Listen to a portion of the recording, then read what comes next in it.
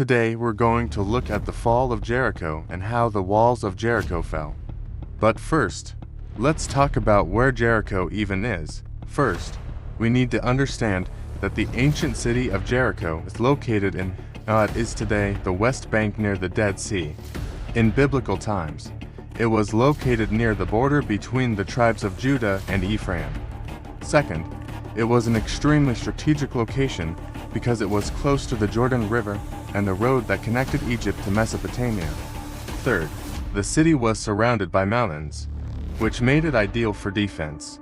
All of this made it a very important and strategic city. However, it wasn't just a military stronghold. It was also a major agricultural center due to its proximity to the Jordan River. The river supplied water for crops, and the fertile land allowed for multiple harvests per year. It was this combination of agriculture and its strategic location that made Jericho a prosperous and wealthy city. But now that we know a little bit about the city of Jericho, let's talk about its history. According to archaeological evidence, the earliest human activity in the area dates back to the Neolithic period. However, the city's prominence began during the Bronze Age when it became a royal Canaanite city. During this time, it was ruled by kings and was a major player in the region's politics. As we move into the Iron Age, we see the city become a prominent location in the Old Testament. We see this especially during the time of Joshua when the Israelites conquered the land of Canaan. But what makes it so interesting is that the city is mentioned again in the New Testament. This means that it was still standing and inhabited during the time of Jesus. Now, throughout its long history, the city of Jericho had many rulers and conquerors. It was under the control of the Egyptians, the Babylonians, the Persians, the Greeks, and the Romans, just to name a few. With all these different rulers, it's no surprise that the city had a diverse population.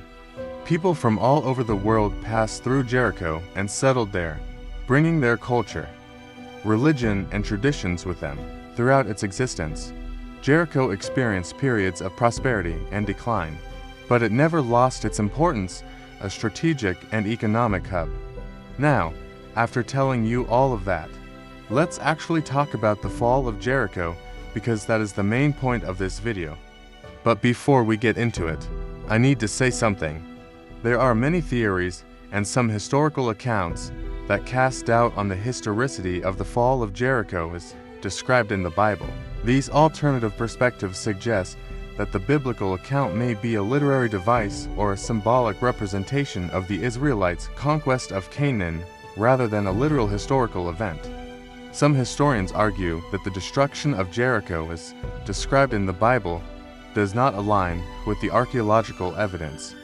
They claim that the biblical account may have been influenced by folklore or oral tradition rather than actual historical events. Critics of the traditional view point to the lack of physical evidence, such as the remains of destroyed city walls or artifacts from the time of the alleged destruction. They argue that the evidence does not support the claim that Jericho was completely destroyed and depopulated as described in the Bible. Additionally, some scholars suggest that the story of the fall of Jericho have been used as a way to legitimize the Israelites' claim to the land of Canaan by portraying the Israelites as conquering heroes who destroyed the walls of Jericho.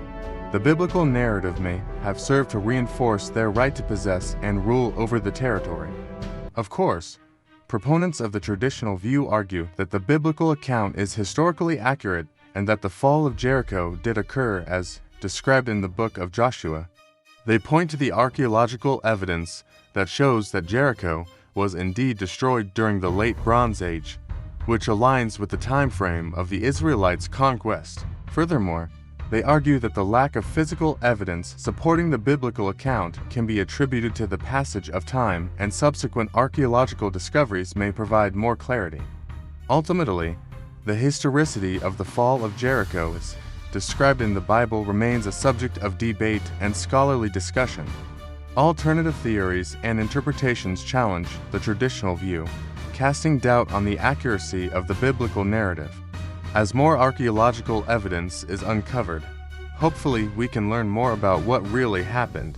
But for the purpose of this video, I'm assuming that the account in the book of Joshua is true. Okay, now let's get into the real meat of the video. The story of the fall of Jericho is one of the most well-known stories in the Old Testament. It tells the story of how the Israelites, under the leadership of Joshua, conquered and destroyed the city of Jericho. The story begins with the Israelites approaching the city of Jericho after crossing the Jordan River.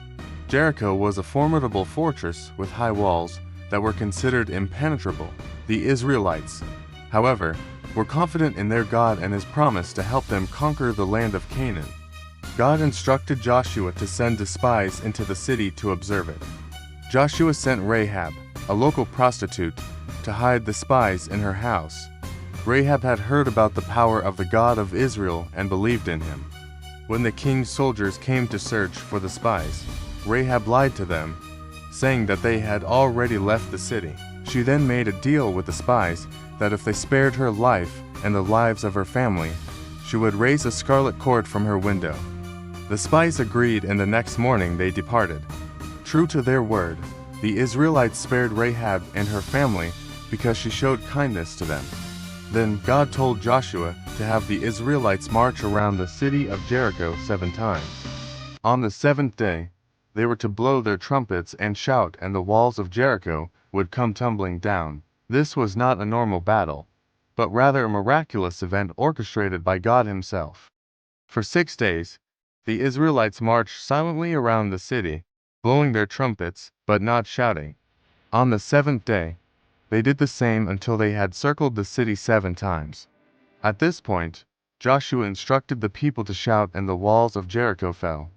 The Israelites then attacked the city and destroyed it. They killed all the inhabitants and burned the city to the ground. There are several lessons that can be learned from the story of the fall of Jericho. Firstly, it teaches us to trust in God's power. Even when the Israelites were facing a seemingly insurmountable obstacle in the form of Jericho's high walls, they trusted in God's promise to help them conquer the city. And God kept his promise in a miraculous way. Secondly, the story teaches us about obedience. The Israelites were obedient to God's instructions. Even when they seemed strange or difficult to understand, they followed God's guidance precisely and were rewarded with the destruction of Jericho. Finally, the story of the fall of Jericho teaches us about faith. The prostitute, Rahab, who showed kindness to the Israeli spies, was rewarded with salvation in her family's life because of her faith in God. Her story reminds us that God is merciful and gracious, and he is willing to forgive and save anyone who trusts in him. In conclusion, the story of the fall of Jericho, a powerful reminder of the importance of trusting in God, being obedient to his word, and having faith in his promises. The miraculous destruction of Jericho serves as a testament to the power of God and his willingness to help those who believe in him. That's all I've got for you guys today. Let me know in the comments what you thought of today's video. Also, don't forget to subscribe if you haven't already. Thanks for watching, and I'll see you guys next time.